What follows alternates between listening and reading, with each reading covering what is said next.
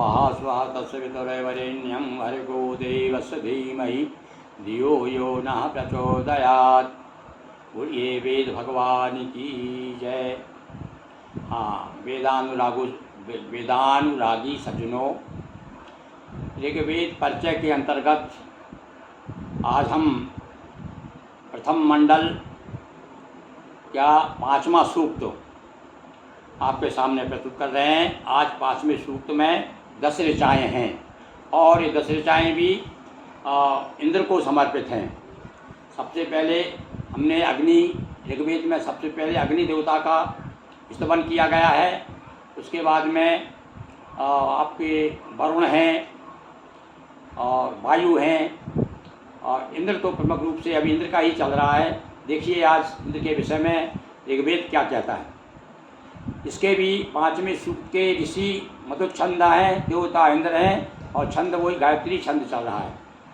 आत्वेता निखीदतेन्द्रमद अभिप्रागायता सकावः स्तेम वायुषा।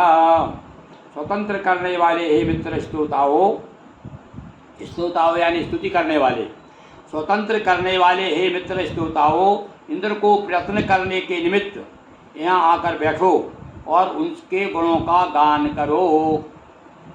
पुरुतमं पुरुणामीशानं वार्याणाम इंद्र सो मे सचासुते। सब एकत्रित होकर संयुक्त रूप से सोम रस को शोधित करो। हाँ, ये बताया कि भाई सब कोई भी काम करें तो मिलजुल कर करना चाहिए। तो यहाँ लिखा हुआ है सब एकत्रित होकर संयुक्त रूप से सोमरस को शोधित करो और शत्रुनाशक ऐश्वर्यवान इंद्र की स्तुतियाँ द्वारा प्रार्थना करो। स्तुति करो प्रार्थना करो। सगानो योगा भुवत् सगराये सा परंध्याम गमद्वाजे भिरासानः। वह इंद्र अपनी विभिन्न शक्तियों द्वारा हमें प्राप्त हो, हमें धन धान से परिपूर्ण करे, हमारे पुरुषार्थ को प्रखर कर हमें सुमति दे। तो यहाँ पर एक सब इंद्र की प्रार्थना की गई है। यस्य संस्तेन गणवते हरि समत्सु शत्रवः तस्मा इंद्राय गायत। उस इंद्र के अद्भुत गुणों का गान करो। समर भूमि में जिसके अश्वों से युक्त रथ के आगे शत्रु टिक नहीं पाते। यहाँ बताया कि इंद्र जो है सर्व विजयी है, शत्रु नाशक है। आगे पांचवी ऋचा सुतपाठने सुता इमे शुचयो यंति वीतये सोमासो दध्यासिरः। शोधित छाना हुआ दही मिश्रित सोमरस का पान करने वाले इंद्र के निमित्त तो स्वतः प्राप्त हो। ये देखिए एक नई बात इसमें अपने को जानकारी मिली। इस समय सोमरस में दही मिला करके अर्पित किया जाता था, दही मिलाया जाता था उसको। ये सोमवल्ली का रस हुआ करता था। त्वं सुतस्य पीतये सद्यो वृद्धो वजायथा इंद्र ज्येष्ठाय सुक्रतो। हे श्रेष्ठ कर्मा इंद्र, तू सोमपान द्वारा देवताओं में उन्नत होने के लिए सतत तत्पर रहता है। आत्वा विशन्त्वा शव सोमास इंद्रादिर्वणः शम संतो प्रचेत से शम ते संतु प्रचेत से। स्तुति योग्य है इंद्र, यानी इंद्र ऐसा देवता है जो स्तुति को योग्य है, इसकी स्तुति कर सकते हैं, करना चाहिए। तीनों सवनों में व्याप्त है सोम सदा तेरे सम्मुख रहे, तेरे लिए सुखपूर्वक हो तथा तेरे ज्ञान का समृद्ध करे। हाँ देखिए अब आठवीं ऋचा।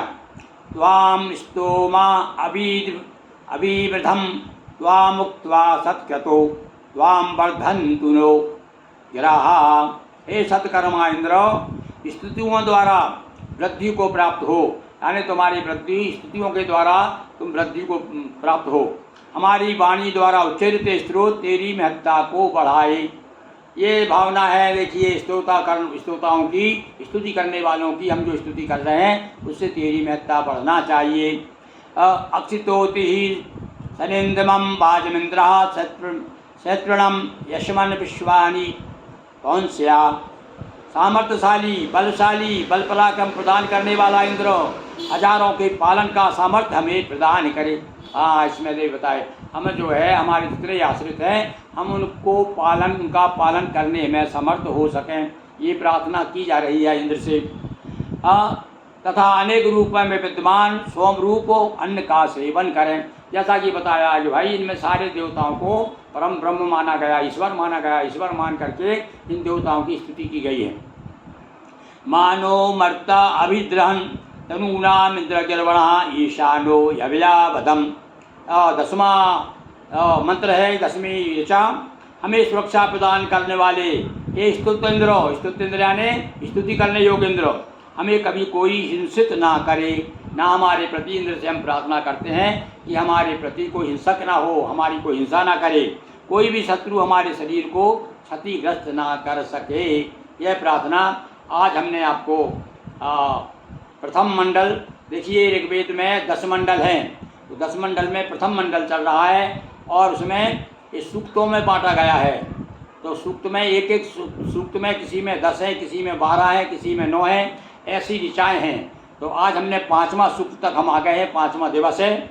आज 10 ऋचाओं के बारे में हमने आपको जानकारी दी। इसी प्रकार से रोज़ एक सूक्त आपको हम वाचन करके ऋग्वेद के परिचय के अंतर्गत बताते रहेंगे। एक बार मेरे साथ पुनः बोलिए वेद भगवान की जय। वेद जो है भगवान के स्वयं श्री मुख से निकले हुए हैं, इसलिए वेद वापोर से माने जाते हैं, पुरुषों के द्वारा रचना नहीं है। तो ये देखिए हमें भी अच्छा लग रहा है क्योंकि अवसर मिल रहा है आप सबको सुनाने का और हमको जानकारी प्राप्त करने का। भाई वेदों में क्या है, अभी तक हमने केवल वेदों की, तुलसीदास जी ने हम जब रामायण पढ़ रहे हैं, रामचरितमानस का भी हमारा प्रसंग चल रहा है, तो उसमें बार बार वेदों का उल्लेख किया है। तो आगे जा कर के बहुत सी जानकारी जो तुलसीदास जी ने उल्लेख किया है वो सब हमको इसमें मिलेगी। तो बोलिए एक बार फिर से हमारे साथ में, बोलिए ऋग्वेद भगवान की जय।